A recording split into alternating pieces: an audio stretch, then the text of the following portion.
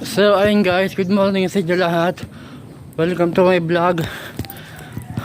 Ngayong araw na po, ito po, election day.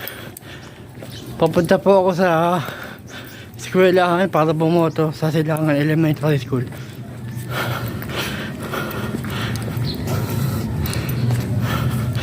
Papunta po ako ngayon doon para hanapin ko po yung aking present number tapos para makaboto din. So ayan guys, ang haba ng pila ng mga boboto. Haba ng pila. Haba po ng pila pero doon ako pupunta sa priority. Yan po. So ayan po, ito po yung isang watcher dito. Ito po yung isang watcher, nakatulog na. Magdamag ang duty niya kasi.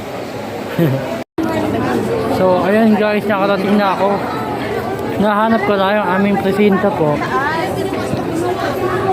Dito pa pala ako sa TMIS. Grabe. Doon pa ako nang galing sa Silangan Elementary School, tapos wala pala ako doon. Dito pala ako sa TMIS. Ayan po, iniintay ko na lang po na makapila kami.